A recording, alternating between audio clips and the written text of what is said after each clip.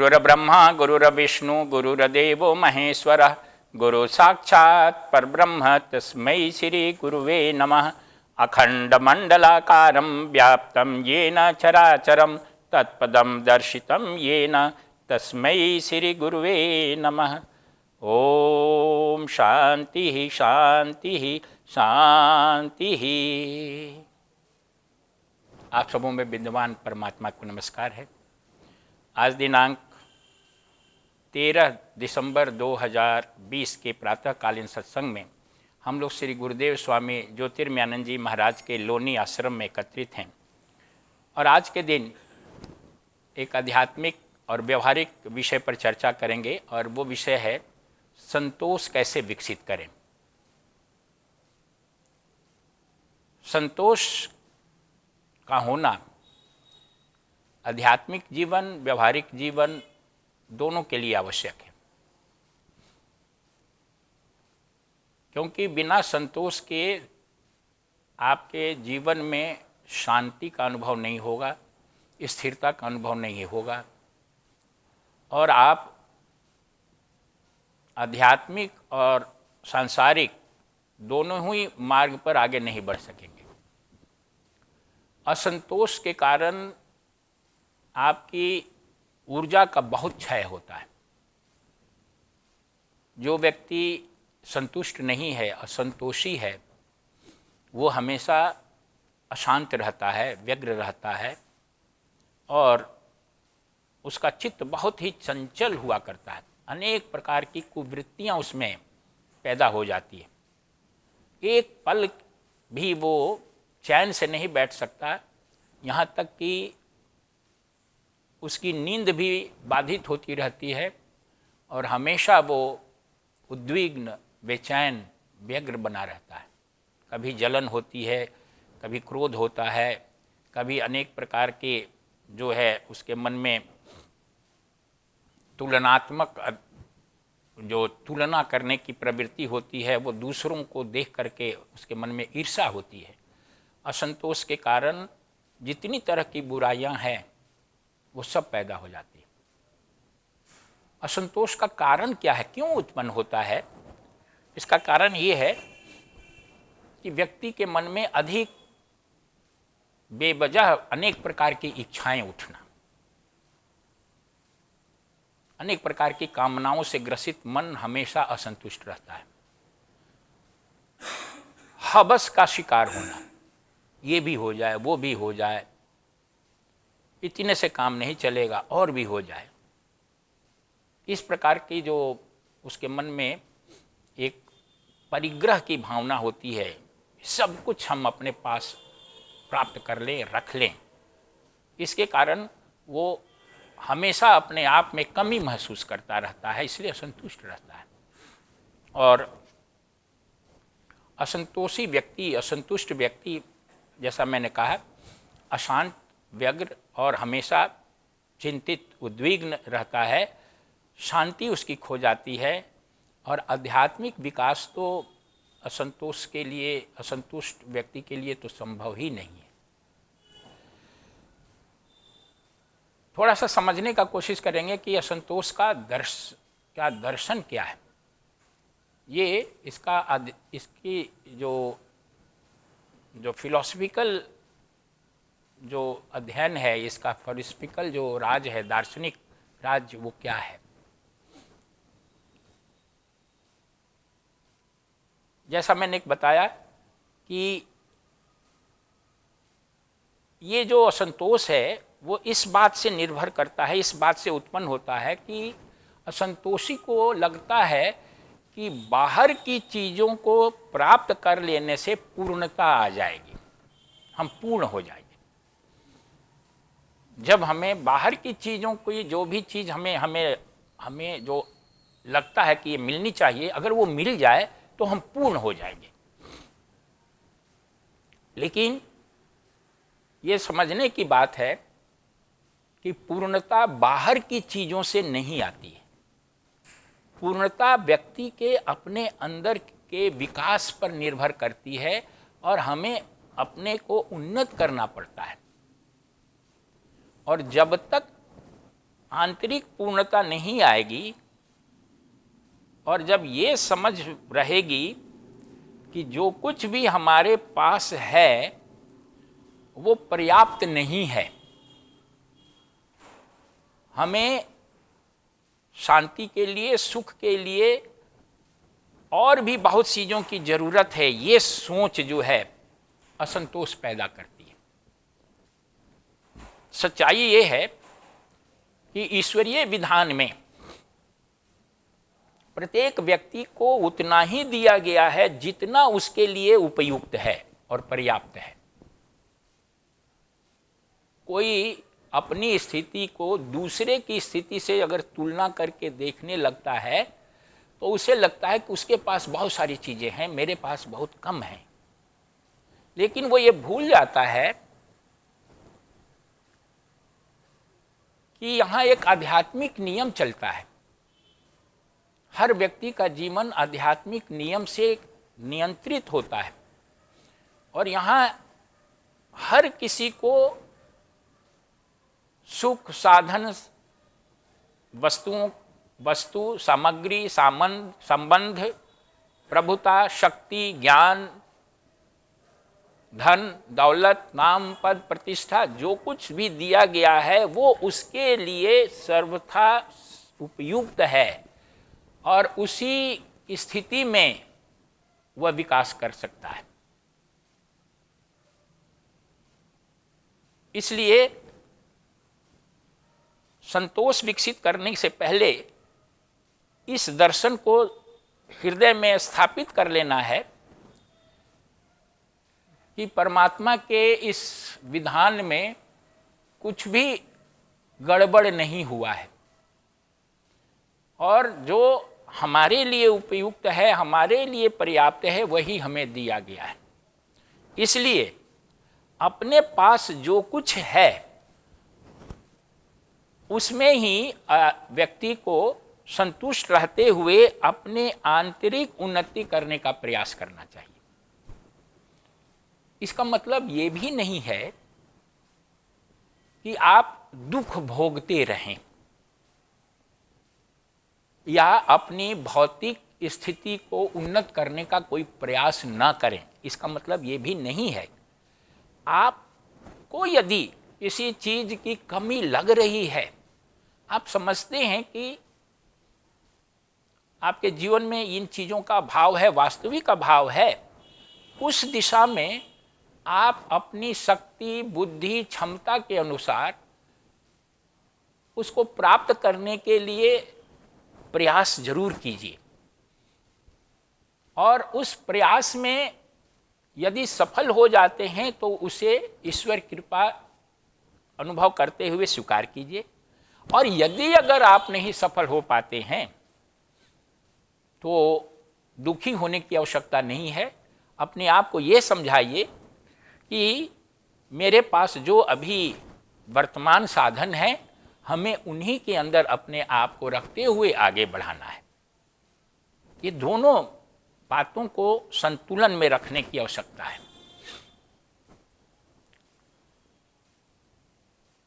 असंतोष से, जैसा मैंने कहा, ये एक दुर्गुण है और इस दुर्गुण से अनेक दूसरे दुर्गुण आ जाते हैं। आपके मन में लोभ उत्पन्न आ जाता है, आपके मन में जो है चोरी करने की भावना आ जाती है, आपके अंदर की नैतिकता समाप्त हो जाती है। आप हर तरह के छल कपट, अनेक प्रकार के कुकर्म के माध्यम से अपने आप को भरना चाहते हैं, संतुष्ट करना चाहते हैं, अपनी इच्छा पूर्ति करना चाहते हैं। तो एक असंतोष हर एक प्रकार की जो दुर्गुण है, जो दोष हैं, वो व्यक्तित्व में ला देती है और इसका दुष्परिणाम बहुत खराब होता है। एक दुर्गुण से तो व्यक्ति की कितनी हानि होती है आपको पता है, और बहुत सारे दुर्गुण व्यक्ति के अंदर आ जाएं तो कितनी हानि होगी उसका अंदाजा लगाया जा सकता है। असंतोष के दुष्परिणाम को बताने के लिए एक छोटी सी कथा आपको बता रहे हैं। एक कहानी है, मिडिल ईस्ट की कहानी है। वहाँ एक राजा था जो भेष बदल करके अपने जनता का हाल जानने के लिए रात में अपने राजधानी में घूमा करता था। एक बार वो घूमते घूमते एक ऐसे व्यक्ति से मिला जो अंधा था, और वो अंधा व्यक्ति जो है वो सड़क पर भीख मांग रहा था। तो उसने रात्रि में देखा कि एक अंधा व्यक्ति बहुत ही असहाय, कष्ट में, दुख में वो भीख मांग रहा है। तो राजा को दया आ गई। राजा ने सोचा कि उस अंधे को कुछ दिया जाए।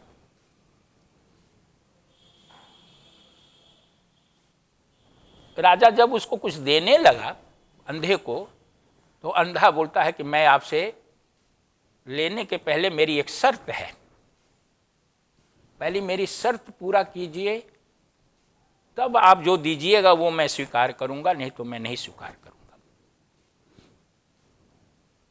राजा को बड़ा आश्चर्य हुआ कि जहां मैं दे रहा हूं उस देने के बदले इसको तो लेना चाहिए। वो कह रहा है कि मेरी शर्त पूरा कीजिए तभी हम लेंगे, नहीं तो हम नहीं लेंगे। तो बड़ा विचित्र लगा। फिर भी राजा ने कहा कि बोलो क्या तुम्हारी शर्त है। उस अंधे ने कहा कि कुछ भी देने से पहले आप मुझे मेरे चेहरे पर दोनों तरफ जोर जोर से दो दो तमाचा लगाएं, मेरे चेहरे पर थप्पड़ मारें और तब मुझे कुछ दें तो मैं स्वीकार करूंगा, नहीं तो मैं कुछ नहीं स्वीकार करूंगा। अब राजा को ऐसा लगा एक तो ये अंधा और असहाय, अब मैं इसको मारूं फिर दूं, उसको बड़ा विचित्र लगा। कहा कि तो बड़ा भारी पाप हो जाएगा, अंधे को मार के देना। हम तो चाह रहे थे कि गुपचुप से इसको दे दे, इसको पता भी न चले, इसने ऐसा शर्त लगा दिया है। उसने कहा कि नहीं, बिना मारे तो मैं कुछ लूँगा नहीं, आप चले जाइए। फिर भी राजा को बड़ा थोड़ी सहानुभूति थी उसके प्रति। सोचा कि चलो कुछ तो दे देते हैं इसको और थप्पड़ मार देते हैं। तो राजा ने बड़े धीरे धीरे दोनों तरफ दो दो थप्पड़ लगा के उसको जो देना था दे दी। लेकिन राजा के मन में ये बात घूमती रही। सुबह में वो जो है अपने मंत्री से कहा कि भाई ये आज तो कभी तक हमने ऐसा कोई भिखारी देखा नहीं, अंधा देखा नहीं कि जो कहे कि हमें मारिए तब हमको दीजिए तो हम लेंगे। इसमें क्या बात है, आप जरा उस अंधे को पकड़ के यहाँ राज दरबार में ले आइए, मैं जानना चाहता हूँ कि इसके पीछे रहस्य क्या है। मंत्री उस भिखमंगे को पकड़वा करके राज दरबार में उपस्थित कराया और राजा ने पूछा कि बोलो तुम इस तरह से विचित्र तरीके से क्यों भीख मांग रहे हो कि मारे जाएगो तब तुम्हें कोई देगा तो लोगे, नहीं तो नहीं, इसके पीछे क्या रहस्य है, मैं जानना चाहता हूं। उसने कहा कि इसके पीछे एक कथा है, मैं उस बात को आपको बताऊंगा तब आप समझेंगे। कहा कि क्या कथा है, क्या बात है। तो अंधे ने कहा कि मैं एक बहुत बड़ा व्यापारी था। अंधा होने से पहले मैं एक बहुत बड़ा व्यापारी था और मेरे पास, वहाँ ये मिडिल ईस्ट की बात है, मेरे पास बहुत सारे ऊँट थे, ऊँट, और मैं दूसरे व्यापारियों को ऊँट को रेंट पर देता था। जैसे ट्रक और माल ढोने के लिए गाड़ी होती है तो वैसे ही वहाँ पर ऊँट से माल ढोया जाता है। तो उसने कहा कि मैं जो व्यापार ये दूर दूर जाते थे तो वो हमसे ऊँट किराए पर लेते थे और वो दूर तक ले जाते थे, फिर हमें किराया देते थे, मेरा ऊँट वापस करते थे। तो एक बार क्या हुआ कि एक साधु महात्मा मेरे पास आए और उन्होंने कहा कि मुझे 70 ऊँट की ज़रूरत है, 70 ऊँट पर हमें सामान लेना है, मैं तुमसे उसको रेंट पर लेना चाहता हूँ और मैं उसके बदले में 70 ऊँट पर जो भी सामान लदा रहेगा आधा सामान मैं 70 में से 35 ऊँट सामान सहित मैं तुमको दूंगा, वही तुम्हारे ऊँटों का किराया होगा। बहुत ज़्यादा था, 70 ऊँट के आधा मतलब 35 ऊँट पर जो भी सामान लदा हो और वो उसको मिलने वाला था किराया पर। तो कहा, उसके मन में बड़ा कहा कि मेरे मन में, व्यापार वो अंधा बोला कि मेरे मन में ये बड़ा लगा कि ये तो बहुत ज़्यादा हमें मिलेगा। तो मैं उत्सुकता बस कहा कि ठीक है, मैं भी आपके साथ चलूँगा। और वो जो है उस महात्मा के साथ चला गया। महात्मा उसको एक सुनसान जगह में ले आया। अंधा कहता है कि वहाँ पर महात्मा ने थोड़ी सी खुदाई की और वहाँ से हीरा जवाहरात का अंबार निकल गया, जो 70 ऊँटों पर लादा गया। 70 ऊँटों पर वो हीरा जवाहरात लदा गया, इतने निकले वहाँ खजाना। अब इसके मन में तो बहुत ये फूटने लगे कि 35 ऊँटों का हमें जो है ये आधा मिल जाएगा, 35 ऊँट पर जो हीरे जवाहरात लदे हैं वो मेरा हो जाएगा। और कुछ दूर आगे चलने पर महात्मा ने कहा कि भाई ये देखो, ये 35 ऊँट का हीरा जवाहरात तुम ले जाओ, ये 35 ऊँट का हम ले जाएंगे, बाद में तुम्हें ऊँट वापस भी कर देंगे, ये तुम्हारा हुआ, ये मेरा हुआ। दोनों चलने लगे साथ साथ, अपना ये 35 ऊँट को हाँक के चलने लगा, अब महात्मा जी अपने 35 ऊँट को हाँक के चलने लगे। कुछ दूर पर चलने के बाद ये अंधा बोलता है कि हमारे मन में हुआ कि ये महात्मा जी हैं, ये तो इतने ऊँट पर हीरे जवाहरात लाद के क्या करेंगे, इनको ना घर है, द्वार है, ना बिजनेस करना है। तो मेरे मन में लोभ जग गया। मैंने उनसे कहा कि महात्मा जी, मैं तो बिजनेसमैन हूँ, हम तो इस कितना भी धन होगा उसको बिजनेस में लगा देंगे, आपको इतने 35 ऊँट का ये इतना जवाहरात लेके क्या कीजिएगा? आपके लिए तो एक ही ऊँट के लिए सफिशिएंट है, आप खाइए पीजिए, जिंदगी भर चल जाएगा। ये बाकी ऊँट हमको दे दीजिए और एक ऊँट रख लीजिए। तो महात्मा जी बोले कि कोई बात नहीं है, हमें कोई एतराज नहीं है, तुम बाकी सब ले जाओ, 34 ऊँट और भी ले जाओ, एक ऊँट हमको छोड़ दो और ये भी ले जाओ। महात्मा जी के कहने से 34 ऊँट भी अपने वाले ऊँटों में मिला लिया। और फिर वो अंधा बोलता है कि हम तो बेहद खुश हुए कि अब लो, ये तो सारे के सारे मिल गए।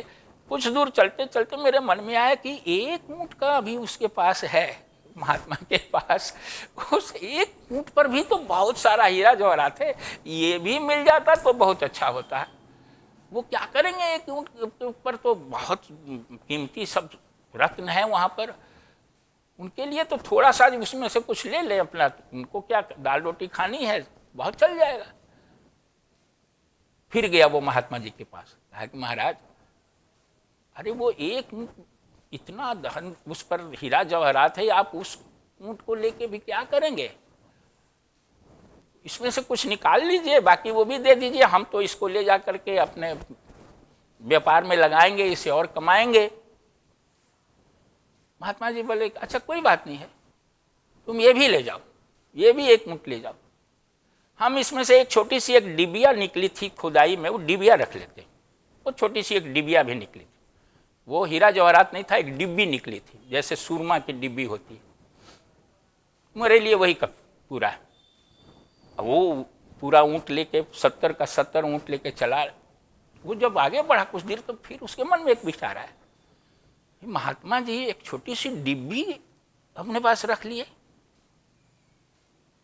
एक डिब्बी के बदले वो 70 ऊँट का हीरा जवाहरात हमको दे दिए, इसका मतलब कुछ जरूर उसमें है उस डिब्बी में, नहीं तो महात्मा जी इतना धन दौलत हमको कैसे दे देते और डिब्बी क्यों रख लिए अपने पास? फिर गया महात्मा जी के पास, कहा कि मैं फिर महात्मा जी के पास जाके बोला कि महाराज ये डिब्बी में क्या है जो आप एक रख लिए हैं, सारा धन हमको दे दिए, आप इस डिब्बी को रख लिए हैं, इसमें क्या रहस्य? कहा कि हाँ इसमें एक रहस्य है। महात्मा जी ने कहा कि ये डिब्बी में एक ऐसा ये है, सुरमा है आंख में लगाने वाला, कि अगर एक आंख में लगा दिया जाए इस सुरमा को, तो जितने भी धन दौलत गड़े हैं संसार में वो सब दिखने लगते हैं। तो मैंने तो ये डिब्बी रख ली है और जरूरत होगी तो अपनी आँख में एक में लगा लूँगा, जरूरत होगी निकाल लूँगा, तो हमें इतने धन की क्या ज़रूरत है, इसलिए मैंने तुमको दे दिया। ये सुरमा जो है वो मैंने अपने पास रख ली। अब इसके मन में आया, कहा कि मेरे मन में आया कि अरे एक आँख में लगाने से जब इतना दिखाई पड़ रहा है, तो उसने कहा कि फिर महात्मा जी से कहा कि महात्मा जी मेरी आँख में भी लगा दीजिए, एक बार मेरी एक आँख में लगा दीजिए इस सुरमा को। तो महात्मा जी ने कहा कोई बात नहीं, तुम्हारी आँख में भी लगा देते हैं। और उन्होंने थोड़ी सी डिब्बी में से अंजन जो है सुरमा लेके उसकी एक आँख में लगा दी। ज्यों ही एक आँख में वो कह रहा है अंधा कि मेरी एक आँख में जब महात्मा जी ने वो अंजन लगाया तो मुझे जहाँ जहाँ धन गड़ा हुआ था सब दिखने लगा। जहाँ मैं नज़र घुमाऊँ, जहाँ भी ज़मीन के नीचे गुप्त खजाना था वो दिखने लगा। और मैं बहुत खुशी से चलने लगा कि अब तो जब ज़रूरत होगा तब मैं निकाल लूँगा। लेकिन उसके मन में कहा कि मेरे मन में एक बात आई कि महात्मा जी ने एक ही आँख में क्यों लगाया, दूसरी आँख में क्यों नहीं लगाया। अगर दूसरी आँख में भी लगा देते तो हमें और भी दूर का दिखने लगता। महात्मा जी के पास फिर आया, महाराज आपने तो एक ही आँख में हमें लगाया, एक आँख से दिखाई पड़ रहा है कि कहाँ कहाँ, इस आँख में भी दूसरी आँख में भी लगा दीजिए कि हम दोनों आँख से देखें और ज़्यादा देख सकते। महात्मा जी ने कहा कि देखो भाई, दूसरी आँख में हम नहीं लगाना चाहते, क्योंकि दूसरी आँख में हम तुमको लगाएंगे तो तुम वज्र अंधे हो जाओगे, तुमको कुछ नहीं दिखाई पड़ेगा।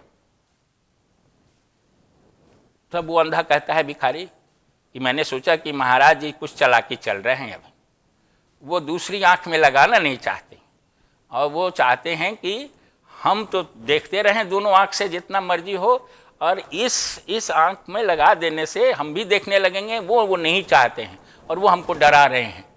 उसने कहा कि नहीं महाराज, हमको दूसरी आँख में भी लगा दें। महाराज जी ने फिर कहा कि नहीं भाई, मेरे लगाने से तुम्हारी आँख अंधी हो जाएगी। वो भिखारी बोलता है कि मेरे ऊपर असंतोष और लोभ का इतना बड़ा चादर चढ़ गया था कि मैंने ये सोचा कि ये महात्मा जी चालाकी कर रहे हैं, इनको हमसे जो है छुपाने की कोई बात है। उन्होंने कहा कि ना, आप मेरी दूसरी आँख में लगा दीजिए। तब महात्मा जी ने कहा कि जैसी तुम्हारी इच्छा। उन्होंने अंजन जो है उसकी दूसरी आँख में लगाया। तब वो अंधा कहता है कि ज्यों ही दूसरी आँख में उन्होंने लगाया कि मैं वज्र अंधा हो गया, मुझे कुछ नहीं दिखाई पड़ा कि मैं कहाँ हूँ, क्या हूँ, मेरे ऊँट कहाँ गए, और मैं किसी तरह मैं वहीं पर खड़ा रह गया। मैं एक कदम चल नहीं सकता था, और महात्मा जी 70 ऊँट का जो खजाना था वो लेके चले गए।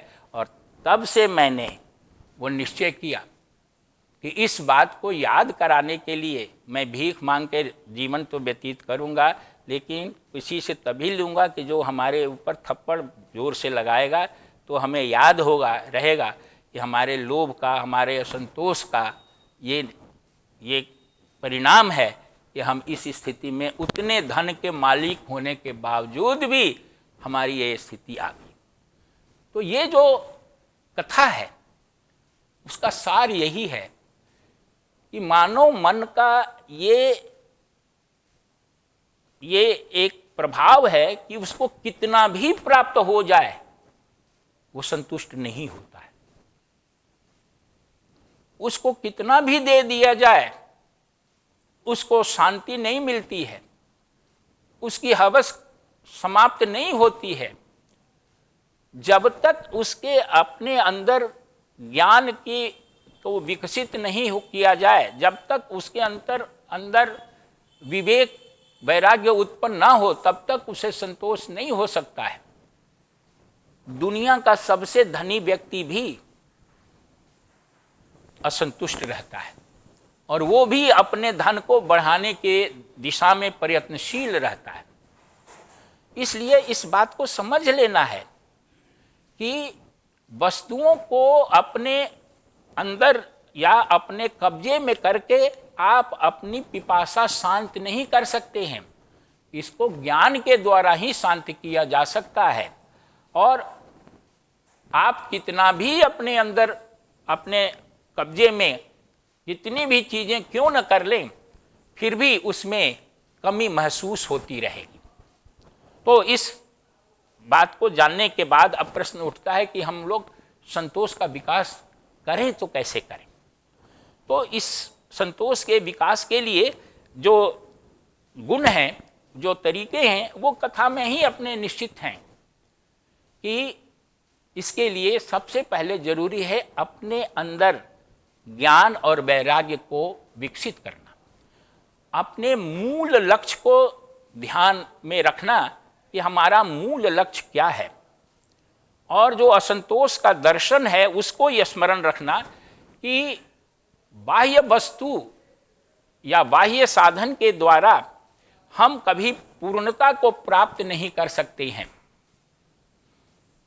इसके लिए जो आवश्यक है, इस बात को समझने के लिए आवश्यक है कि आप अपने जीवन में सत्संग के द्वारा, स्वाध्याय के द्वारा, चिंतन के द्वारा, जप और प्रार्थना के द्वारा अपने चित्त को उन्नत करें।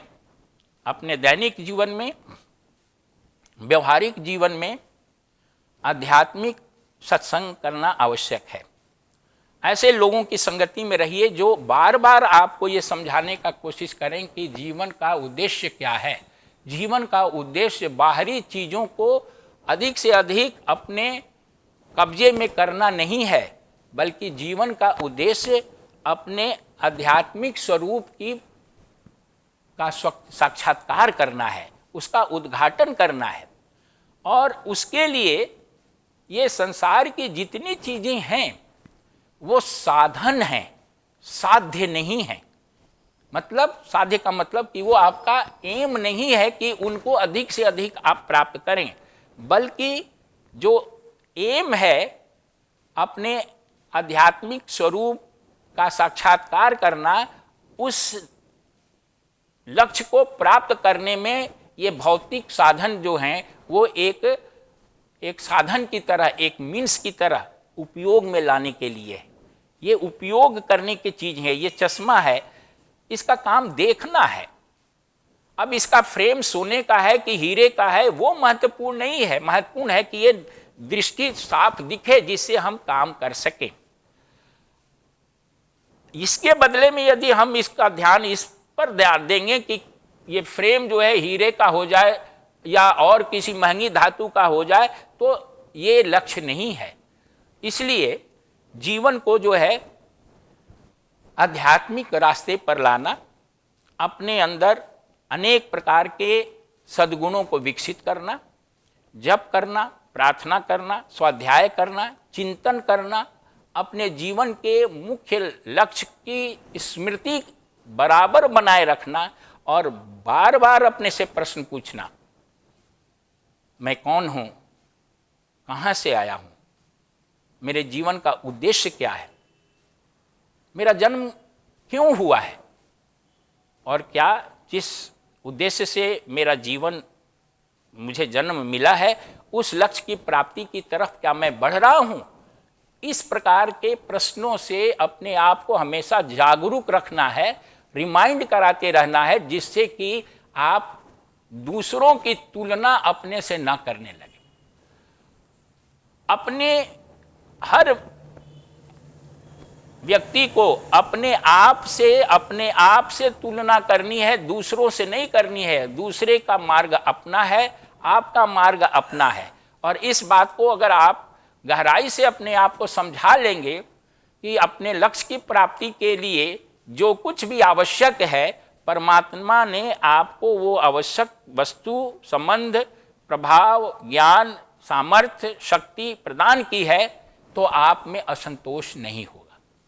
लेकिन आप जब दूसरे की तरफ देखना शुरू करेंगे और दूसरे के जो स्थिति है उस स्थिति को स्वयं प्राप्त करने का दिशा में ही लगे रहेंगे, तो आप मुख्य लक्ष्य से भटक जाएंगे और आप उस लक्ष्य को दूसरे के बराबर होने के बावजूद भी आपके अंदर शांति नहीं होगी, क्योंकि आप फिर किसी और ऊंचे लक्ष्य की तरफ दूसरे से अपनी तुलना करने लगेंगे। इसलिए अपने आप को भटकाना नहीं है, अपने आप को इसी आध्यात्मिक मार्ग पर रखना है और हमेशा आध्यात्मिक व्यक्तियों के संगति में, आध्यात्मिक व्यक्ति के साथ में और सद साहित्यों के अध्ययन में लगा रहना है और चिंतन मनन जरूर करते रहना है।